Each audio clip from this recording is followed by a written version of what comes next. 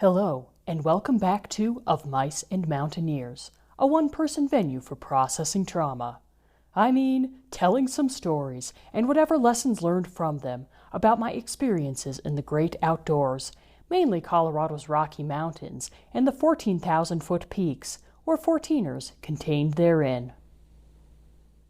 I'm Geo, short for geologic, itself part of Hikes in Geologic Time, and in this episode, a Snowmass saga for the Superstitious, I present the trip report that was so long that I felt it necessary to break it into chapters and reintroduce a hiking partner who is soon to become one of my closest friends. And while it would later seem like flash fiction compared to some of my more recent entries, there is still enough to this one mountain that it seems fitting to cut short the prologue and go straight to Chapter 1. Chapter 1. Soakings, soreness, stilettos, and suckage. I've never been a big believer that forces beyond human comprehension have some kind of personal interest in our well-being. I do not share my one neighbor's fascination with astrology, and I generally find the Chinese phrases concealed within fortune cookies more interesting than the fortunes themselves.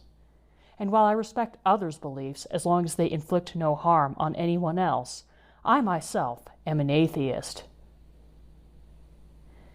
And yet I couldn't shake the sense of overwhelming dread as I parked poor Booger, my long-suffering Subaru Outback, at the end of Snowmass Creek Road the last week of June 2020. Sure, there was a slight chance of storms forecast for the next afternoon, but it was only 20%. And I planned to start early so I could hopefully be back at Snowmass Lake by the time anything rolled in. Sure, I'd never used crampons for such an extended period of time as the east slopes would demand before, but from the looks of the topo maps, Snowmass's Snowmass would make ideal learning terrain. Sure, I planned to forego the usual night before camp at Snowmass Lake in favor of tackling all 22 miles in one go. But I'd also climbed Whitney's 21.5 miles and Bar Trail's 26 as single-day outings. I told my anxiety to give it a rest for a few hours as I reclined my seat in the late afternoon light and forced my eyes closed. But as anybody who's suffered anxiety knows, telling it to pipe down rarely has the desired effect. Every time I closed my eyes, I imagined myself taking a Handy's-esque slip on the remaining snow and gaining so much speed that I'd shoot over the lip of the scree slope above the lake and land in the middle of that 33 degrees at best body of water where the weight of my crampons and my pack would sink me as inexorably as that iceberg did the Titanic. I used the fading rays of sunset to grab a notepad out of my center console and begin writing farewell letters to select individuals, and then, when I finished, I bookmarked each one and set the pad out on my dashboard. Pleased with my unusual, even for a writer, burst of melodrama, I resettled in the driver's seat as the sun slunk away for the night so I could catch a fitful hour or two of shut-eye. An hour or two was far less time than I'd allotted when I set my alarm, but when my eyes refused to hold themselves shut until that intrusion forced them open against their will, I decided that taking some form of action might soothe my unsettled nerves. I had my tarp stashed in a pouch of my pack that may have been explicitly designed for that purpose. If my early start got me up to Snowmass Lake while it was still dark, I could burrito myself in it for a nap until sunshine and birdsong roused me from honest rest. Getting to Snowmass Lake at all proved to be more of a challenge than the route description had led me to believe, however.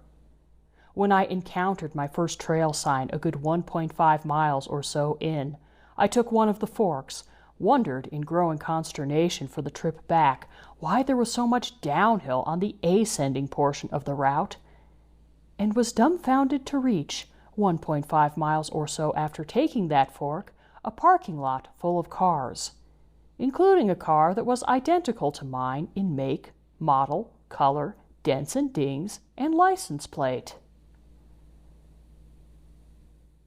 I was sorely tempted to take my quicker-than-anticipated return to my car, either in this universe or a parallel one, as a sign that I should at least check to see if my prime or parallel universe sleeping bag was tucked away in the front seat, waiting to envelop me in its warmth. But I had driven 4 hours and change on I-70 to be here, and it was now officially a brand new day, so... My iPod Touch clock's promise of a blank slate did, at least, get me past the sign that had maybe marked my turn into some different dimension. It did not, however, drive my feet toward the less intuitive but correct path across the log jam, so they, along with everything else below my knees, wound up getting an adrenaline jolt in the form of a none-too-quick dip into 33 degrees at best waters. I did have better luck when I sloshed back on shore, retraced my steps, and found the cairn that, I later learned, had been placed a few days before by another hiker in hopes of helping others avoid my fate, but the newfound squishiness in my boots, the left one of which had already been sniping at my ankle in a way that had me pausing every half mile or thereabouts to try, and fail, to properly adjust it, wasn't doing much to keep the foreboding I'd hoped to outrun from seeping sneakily, yet steadily, back in. Maybe I should have taken that nap at Snowmass Lake. I did have a good hour before first light when I arrived, after all, and I'd finally shaken the water out of my lower limbs. But stopping for so much as a waking break would, I decided, necessitate finding the exact right seat in a perfect position to let me start treading past the lake once I was rested and rehydrated above the knees. So I plugged on past the campsites and was soon rewarded with a vision of waning starlight shining off water that lapped against the shore. Pity that, according to the route description and pictures I had downloaded on my iPod Touch, it was the opposite shore of the one I needed to hug on my traverse. Now there really was no rest for the weary. By the time I prodded myself back through the hodgepodge of campsites to the trace of trail that seemed like it would lead me where I needed to go, the sun's foreboding feeler rays were prodding the air behind me. Even the gentle waves, such as they were, seemed to dart menacingly at my feet like a gang of rabid purse dogs. I dodged their attacks, but was less successful with the ongoing cesspool of mud oozing down to meet them. My first unanticipated dive left me splattered only up to my knees like before, but the second plunge soaked me up to my waist, front to back and both sides. The sun itself had announced its presence in the sky by the time I cursed and clawed my way up slightly more packed down mud, branches, brambles, and roots to reach the higher trail I desperately hoped existed, and followed that to the boulder field littering the base of a scree slope that, while looking like it had nothing on various sangre chas fests I'd encountered, was doing nothing to counter my dread with a badly needed dose of excitement. It was additionally not helping that Apollo's old buddy Aeolus had elected to send some of his own messengers out to play, and each wind gust slammed my mud-drenched pants that much harder against my already goose-flesh-pricked legs. I can't recall any one singular incident that served as the catalyst. There was no individual gust even more punishing than the rest, no boulder that, in infamous elk fashion, tipped or rolled in a particularly aggressive manner as I trudged across the graveyard of them, no singularly egregious stab of pain as the hiking boot that had served me so well on the likes of Little Bear escalated the war. Nevertheless, as I neared the transition zone where the boulders grew smaller and the slope steeper, I distinctly heard the voice of one of the ladies who worked the drag brunch near my home in pre-COVID times announce, "Honey, this mountain does not want you on it today." I have had hallucinations before. This was not one of them. At any rate, I was at least 99.999 etc% certain that no matter how hard I looked, I was not going to find a perfectly put-together queen.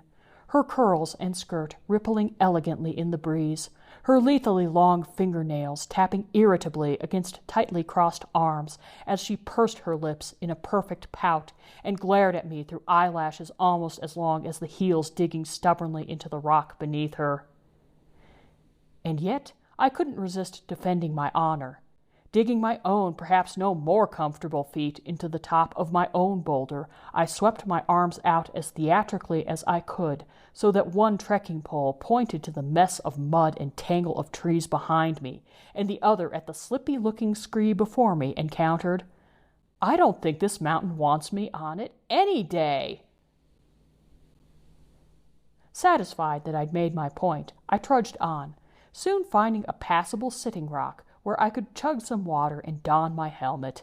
But no sooner had I fastened its straps under my chin than I found myself dealing with yet more water where it didn't belong, this time streaming out of my eyes and down to my chin.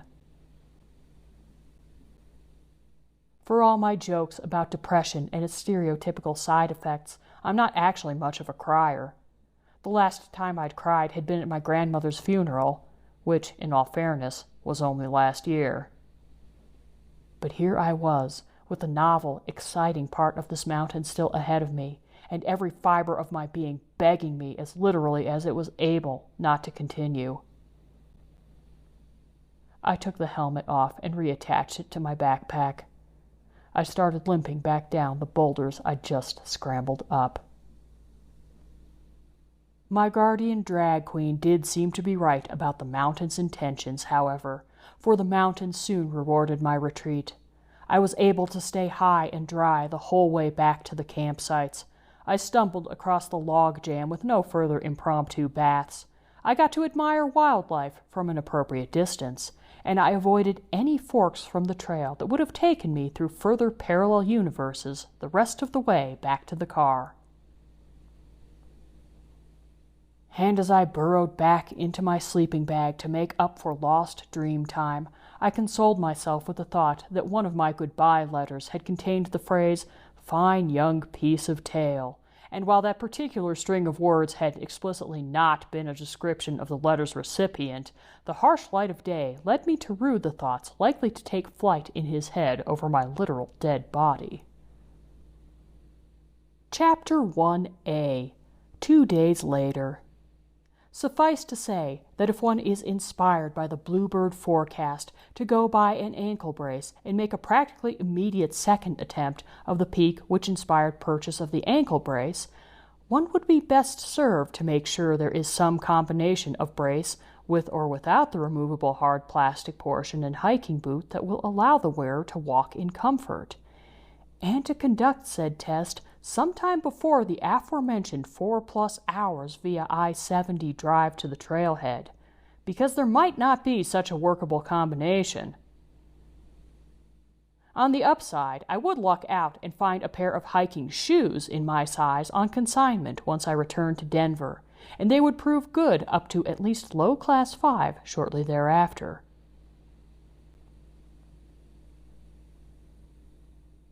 Chapter 1B.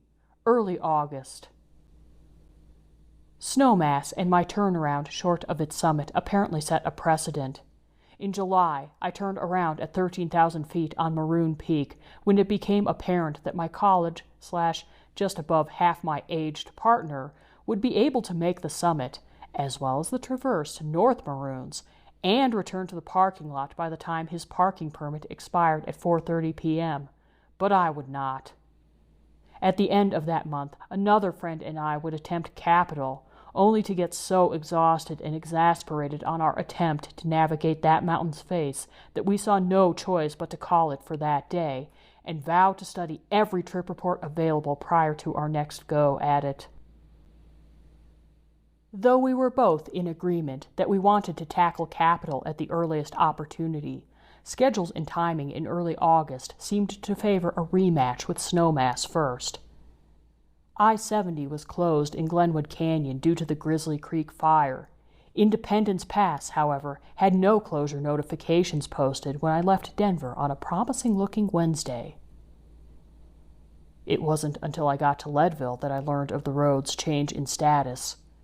Google Maps eagerly redirected me to Hagerman Pass, but I only made it a few miles before a Jeep driver on his way down the pass warned me that he was lucky to have made the drive with only a few new scrapes and scratches. CDOT's proposed alternate route, back to 24 and all the way down to 50 before working back north from there, would put me at the trailhead with minutes at best to rest my eyes. "I don't think this mountain wants me on it this year," I wailed, as much as one can wail by text, to friends who knew the details of my earlier predicament. I steered Booger back toward Denver and crossed my fingers for a last burst of monsoons. Chapter 2, The Prologue, September. What precipitation did fall in the rest of August was insufficient to put out the fires on its own, but conditions had improved by September nonetheless. I'd be lying if I said I wasn't perversely pleased that, in spite of filling out the rest of my 14er checklist in a fairly typical fashion by starting with the easiest and gradually leveling up in difficulty, I wound up with the strange honor of marking Capitol Peak as my first 14er summited in the Elk Range. That still left 2 peaks in that same range with which I already had loose ends to tie. We'd had a stellar view of Snowmass from its next-door neighbor's summit. My partner pointed out just how dry and therefore unpleasant that Behemoth's east slopes appeared. Here I included a summit photo, and I will let the caption speak for itself. I am spiteful enough that I asked one of my summit mates to get a photo of me turning a cold shoulder to Snowmass. This is obviously psychologically normal and appropriate behavior for a fully grown adult. Back to the text. But I was no stranger to sun-baked talus by that time. Though an early snowstorm seemed like it might have refilled the mass, summer soon reasserted its dominance for the last 2 weeks it would lay claim to the calendar. It wasn't too long before I ventured up Snowmass Creek Road for the 5th time that summer, once again veering left at the split like I had my first 2 visits. I saw no need to remove my notepad of dramatic goodbye letters on this occasion, and I may even have had enough, quote, real, end quote, sleep in the parking lot to have required my alarm's interference. As with my boulder field breakdown in June, there was no singular incident that lashed out at me on my dark o'clock approach. My ankle was as happy as it could be with the shoe, and I managed to avoid the first sign's tempting fork. Still, the creepy critter eyes boring down on me as my headlamp and I passed them by, my blood sugar revolting only 2 or 3 miles in, the fact that it wasn't exactly cold and yet I could see my breath, and each foot's magnetic attraction to what felt like every root and rock embedded in the trail, were negatively affecting my mojo. I flopped onto a rock perhaps 4 miles from the parking lot for a hard assessment. I was already in a bad mood, and that wasn't likely to improve when I started scrambling up scree. And that scree wouldn't end until I was near the summit. Meanwhile, my sleeping bag lay waiting in the front seat. I had a great nap when I returned to that sleeping bag. I then had a pretty good breakfast when I drove back to Glenwood Springs, ostensibly to get gas while I rearranged my plans. I decided to head back over Indy Pass to Silverthorne, where I could grab a shower and sleep in a real bed.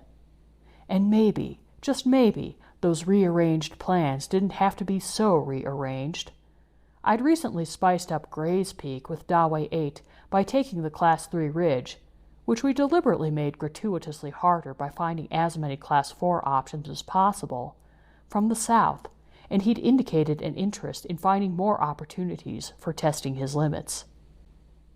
I sent him a text. "Wanna do Snowmass's S Ridge?" Chapter 2 proper, S Ridge Success, October 9th, 2020. He did indeed want to do Snowmass's S-Ridge, just not that weekend. By the time we both had a free weekend a couple weeks later, he'd done a reassuring amount of research on both the route as well as the road to Lead King Basin. And I was still recovering from a sudden surge in my asthma that had turned me back from Centennial 13er's Pigeon and Turret a week prior. I'd struggled up to 12,000 feet, stopping every few steps so I could bend as far over as my poles would allow and gasp for air, and no matter how slowly I raised myself after each hard-fought full breath, I'd see blotchy, purple starbursts erupt in my peripheral vision.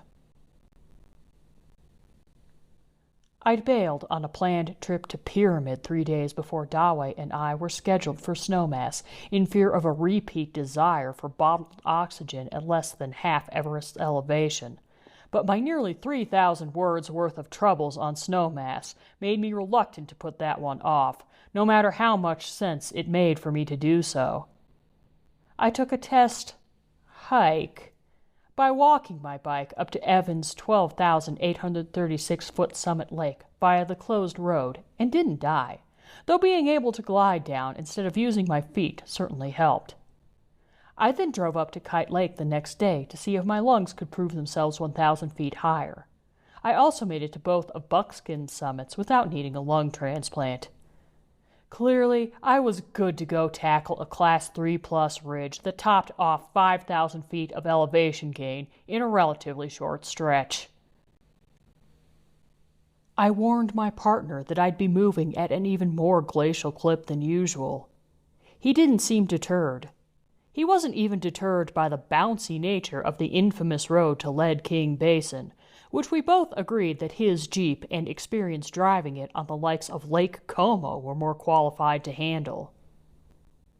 He might have been a little dismayed, however, by the kind of aggressive pace that I apparently set on our way up to Geneva Lake, which I sheepishly tried to explain away as A, part of my strategy to compensate for what I knew would be a far more timid pace higher up, and B, my apparent need to prove to my asthma that I was in charge here, dang nabbit.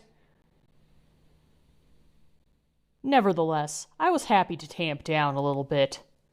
We both seemed pleased with how well we were doing, time-wise, as we figured out how to route ourselves from the trail up to the gullies, threading a surprisingly sheer-looking series of cliffs spanning the base of Snowmass's slopes. We groused on behalf of our future selves as we dropped down 150 feet or so to cross a stream separating the gentle rise out of Gem Lake from the mass of potential shiftiness leading to our destination. I was a bit dismayed when we trudged most of the way up our chosen gully and took a break to debate our remaining approach to the ridge. Staying with the gully versus climbing the Class 3 or 4 wall to its and our right. We ultimately went for the latter, and learned that we had just barely broken 12,000 feet. I at least got to make a few epic-looking moves climbing the rock wall to distract me from the fact that we weren't that much closer to 13,000 feet when we finally hit the ridge what felt like hours later. When I could get a full breath or two in, I found myself honestly enjoying the ridge. I'd felt somewhat underwhelmed by Capitol. The knife edge had been the most physically daunting part of it for me, but that was only because it had been over 30 years since I'd used crawling as a method for traveling distances longer than those between the front of my desk and whichever cable the cat had knocked loose from the computer tower in back. S-Ridge was everything I'd expected, perhaps even hoped for, from Capitol, with its generous helping of exposure on the side facing Hagerman, narrow choke points on top, and peppering of boulders that looked to be more solidly attached to the mountain than they actually were. Here I included a picture that David had taken with the caption, "He did get one shot of me walking upright along the ridge, but I think those moments were fewer and farther between than those for which I was using at least one hand." When we stopped at what my partner called Picnic Rock, and other trip reports have termed accurately, if less cleverly, point 13200, he broke out his portable pulse oximeter out of curiosity and got O2 saturation readings in the 80s. "Huh, that doesn't seem accurate," he remarked, before asking me if I wanted to give it a shot. Having wished for such a device of my own back on Pigeon and Turret, I accepted, and soon got a reading of 90. "No way it's accurate," I wheezed. "I'm way too lightheaded for that to be the case." We continued on, with David assuring me that any time I needed to take another break, he'd be fine doing so. I toiled on, suspecting with each test of a foothold and each stretch to the next boulder that I would have to chalk this day up to yet another mere attempt in sowing the seeds for what I couldn't help but see as our inevitable turnaround, by warning my partner that we would be handling at least some of our descent in the dark if we kept going. Each time I brought up that increasingly distinct possibility, he reacted with a cheery nonchalance, and at last, sometime around 13,400 or 13,500, wherever it was that we got our first good look at the crux wall, that cheery nonchalance became contagious. I wasn't going to be setting any fastest known times for this ascent, but I was going to ascend. This sudden determination came not a moment too soon. The crux wall that pictures had led me to pooh-pooh as surely being no harder than K2 on Capital turned out to be everything I'd fretted about when I'd been frantically Googling videos of climbers descending that 13er to reach the knife edge, and more. And yet, while it demanded a slow, methodical approach to reach the point where we could start working our way around its tower on Climber's Right to avoid the ugly gully we'd heard about on the other side, then even more deliberation as hand and footholds were few and far between above a precipitous drop into the basin Snowmass shares with Hagerman. Then a truly awkward move as I treated the lip of a mostly smooth wall like I had the knife edge itself and crawled along it at an angle to avoid hitting my head and pack on the overhang less than 2 feet above it, followed by yanking my whole body forward on the lip's ragged prominence with the same speed and motion as an inchworm until I was in a position to stretch my foot onto a sketchy-looking protruding rock that thankfully held. I was not as intimidated as I should have been. I was well aware how fatal a fall would be if I missed a move, or if my foothold picked that day to make its break for freedom. However, I simply repeated, "Better not fall, then," to myself as I picked my way back up to the ridge under my partner's watchful eye and vocalized encouragement. I included a photo that David had taken of me reaching my foot out to the sketchy foothold with the caption, "I didn't see many other choices besides the sketchy rock beneath my right foot, so I put as little weight on it as possible and moved to more solid ground as quickly as I was able. Future S-Ridge climbers beware, though. I'm happy that I didn't get a good look at the time, but that rock does look like a prime candidate for a shift and a tumble." Back to the text. Still, despite my guardian drag queen having apparently lent me her graceful steeliness for that sequence of maneuvers, David and I agreed when we were on the correct side of that crux wall that dealing with it only once in a given day was more than enough for us, and while we'd both been keen to stick to the ridge both up and down to avoid the west slope's much-maligned looseness, was it really a day in the Elks if we didn't do a little scree sailing? My lungs were straining by the time we reached the last false summit, and I feel like I stopped every second or third step to heave for air up the last comparatively gentle rise to the apex of Snowmass. But 3.5 months after I first set out with visions of the summit's lauded views in my head, I was able to take them in myself. I would have liked to have hoisted my entire body weight on top of that summit block like my long-legged and hardier partner had.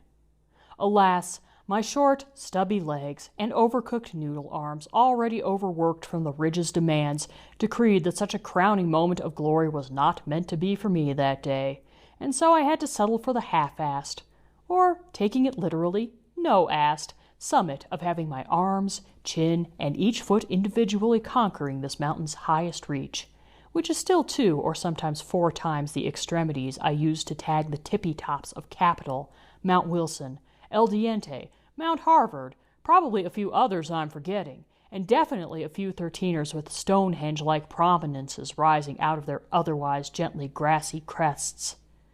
Ah, well, I might be a C- climber rather than an A+ one, but at least I'm internally consistent.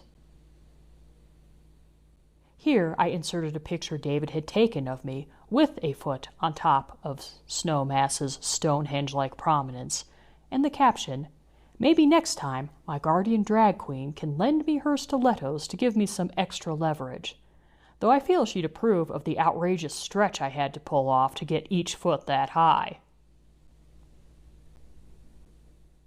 I was content to bask in my own minimalistic brand of glory while David went over, and farther down than the maps had made it appear, to tag North Snowmass. Once he returned, we were the first to add our names to one of the notebooks he kept as an emergency summit register, for peaks lacking them, as Snowmass was, and then it was time to grapple with the west slopes. I was soon happy to find less grappling than I'd expected from my read-ups of this mountain's other official route. Sure, the few feet of traverse from the summit to where we started descending required just as much care as much of the S Ridge, and the first 20 to 30 feet of that descent were solid Class 3 with some decent exposure, if nowhere near as much as the Hagerman side of our ascent route. But after that, well, it was loose, and it was tedious, and so it wasn't exactly a Class 1 jog, but aside from its length, my partner and I both thought that the gully was no worse than some of the standard-issue Class 2 chops we'd seen in the likes of the Sawatch and Mosquitoes. In fact, David declared that he'd had a worse time on the slopes of the DeCalibur's neighbor Loveland Mountain during his recent trip on that peak and the 13ers with which it shared ridges. But of course the descent couldn't be too straightforward. As I'd expected ever since I'd committed to the summit below the Crux Wall, the sun sank into the magnificent ridges to our west while we were still in the gully, and then the last of its light quit lingering to follow suit, just as we reached the top of the cliff bands that staunchly guarded the base of the slopes. We went back and forth in several places to find the right path through this last obstacle course. At the indication of one of the GPX tracks David had downloaded, we did one last, brief Class 3 hop down a waterfall, thus bookending my Snowmass trials and tribulations with damp brackets. I also got a nice dose of parallelism with the boulder field at the base, about which I groused for nearly its entire, and, if I do say so myself, extraordinary length. But finally, we crossed a stream, angled a little up grass, and, after a brief moment's confusion when the trail we found sputtered out perhaps 50 feet after we started up it, located the trail that would lead us back to David's Jeep. Like most approach trails, this was longer than we remembered it being on the way up, and was also beset by creepy critter eyes, though these glowed only for my partner. But just before 11 p.m., the same day as we started and summited, an occurrence which has become rather unusual for me, we were back at the trailhead. I had no choice but to keep David conversational company as we jostled our way up and over Forest Road 315 to the town of Marble, but as soon as we hit pavement, my eyelids succumbed to the will of gravity. I woke up for all of 10 minutes when we stopped at a convenience store so I could buy some food and eat it, and then I was out cold again for the remainder of the ride. My poor partner. I don't know whether my astrology-loving neighbor could name the exact constellations that aligned for me to finally triumph on this peak, or if one of the learn Chinese phrases from a fortune cookie in my last order translated to good luck at last. All I know is that the bed in my family's condo after a successful day sure felt better than a sleeping bag after one of defeat, and that Maroon Peak still awaits. Epilogue, 5 years later. I realize this might be a saga that I should just leave to stand on its own, sort of like how it's arguable that George Lucas maybe should have left the original Star Wars trilogy to stand on its own. But since the prequels, anyway, gave us more Palpatine and Obi-Wan Kenobi, they do have a soft spot in my heart, so in that light, side of the Force, I might as well once again take advantage of revisiting a trip report to add on some more thoughts 5 years after the events spanning this tale. It is hardly unheard of for authors releasing a second or higher edition of a text, after all. And mostly, my thoughts are this: that I really ought to start going to drag brunches again, now that COVID's largely seen as a treatable ailment these days. Okay, fine. I do have some further thoughts on Snowmass as well. Namely, it's actually one I would like to revisit. I would, however, want to do it via the standard route up the east slopes, and when there is snow in the mass, and after I have conditioned myself to the point of being able to schlep skis all the way up to the summit so that I can have an epic ski back down. I am still a little chagrined at having turned around before even attempting to use my crampons on my first attempt of it from that side, even though there was more going on than simply my usual weakness of character contributing to that day's retreat. And since I seem to recall having purchased the crampons specifically for Snowmass, it'd be nice to finally put the snow tools I own to their originally intended use, and then have a legitimately fun time getting back down the snowy part as a reward for my efforts. But let me talk more about fun in the context of the route I already took to the summit of this mountain. In addition to what I wrote in the report, I remembered making comments to the 14ers.com forums, further insisting that I had considered the route I actually used to summit to be fun, even something I would repeat. As with my statement on the alternate route my partner had found up Dallas that I was having fun then, I have written proof, in my own writing, that I actually said it, and I do believe that I, believed it. But I have to admit that it's a little amusing to me when I can no longer think of clinging as tightly to whatever handholds were available, while having no choice but to trust that the sketchy-looking foothold, jutting mere inches out above 1,000 or so vertical feet of nothing, was going to support my weight, was something I ever would have considered fun. The mere thought of it these days gives me anxiety of the sort that causes involuntary muscle spasms all along my GI tract. Which, I suppose, makes for as passable a bridge as I can build into an upcoming episode, one that really served as the dividing line between having a non-zero chance of overcoming my fear of heights for good and learning to love sketchy, exposed climbs and none of that ever happening. Because truly, not long after the podcast moves into 2021, all the lessons I really should have been learning the whole time I've been climbing, actually climbing, harder mountains, lessons about personal risk tolerance, about knowing and respecting my own limits, about taking chances miles and miles from aid should those chances not pan out, they were going to come to roost in a big way in July of the following year. But in the span of the recounting, that's not going to be for another 2 episodes, because what would an epic defeat of villainous arrogance be without a little bit of fluff, like those adorning the last OT Star Wars film's Ewoks preceding it?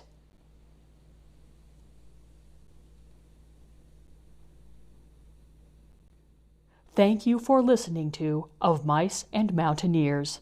Tune in next week to hear about when I finally did use my crampons on a 14er, and until then, don't let anything besides your own leg muscles get you down.